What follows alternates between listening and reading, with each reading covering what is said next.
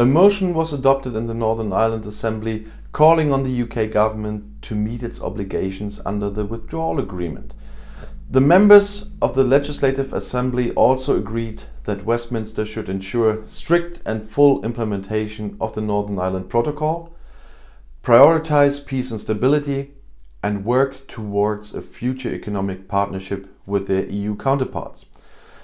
The Single Market Bill, which is currently making its way through the House of Commons, threatens to override parts of the protocol that is part of the Brexit Withdrawal Agreement, which claims to avoid a hard border on the island of Ireland. The motion submitted by Sinn Féin was accepted with 48 votes in favour and 36 against.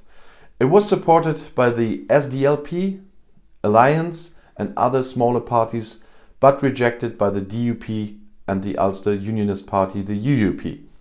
Sinn Féin member of the Legislative Assembly, Martina Anderson, proposed the motion at the Assembly, saying the UK government had driven a trainer and horses through strands 1, 2 and 3 of the Good Friday Agreement. Britannia waived the rules, she said.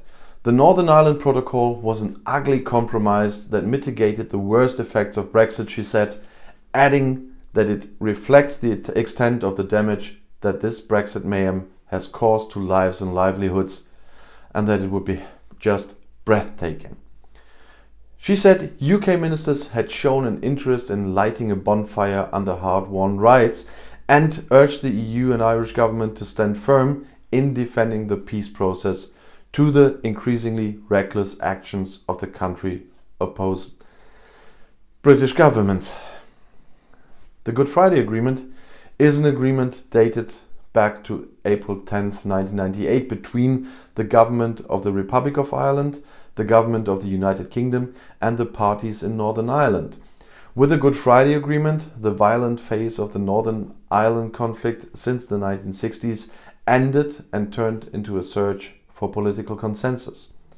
The aim was to find a modus vivendi for the benefit of the people of Ireland.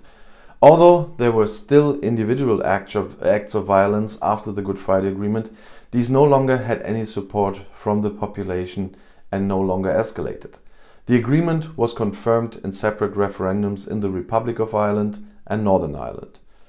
And through the Northern Ireland Protocol to the Withdrawal Agreement, the EU wants to ensure that this peace will be preserved in the future.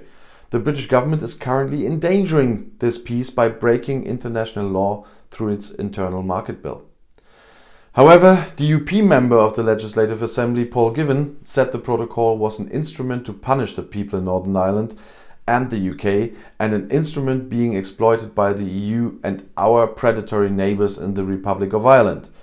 The motion, he said, was all about the all-Ireland agenda and the reunification of this island. Matthew O'Toole, a member of the Legislative Assembly of the SDLP, said he did not believe anyone in the Assembly should take lightly the idea that the UK government is happily deviating from its international legal obligations. While it was a negotiation tactic to escalate tensions, he said, we in this part of the world should be deeply angry about escalating tensions in negotiations between the UK and the EU. Earlier, Deputy First Minister Michelle O'Neill said the people of the North were being used as farmers in the middle of the Brexit debate, and this is not a good place for us.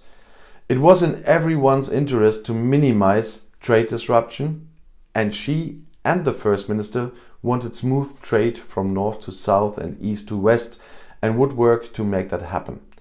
Our employees need security, our companies need security, she said. And if you now want to know more about European politics, YouTube has chosen another of my videos right here for you in the end screen, right next to your chance to subscribe to my channel. I'll see you in my next video. Click and enjoy. Viel Spaß and Istanta.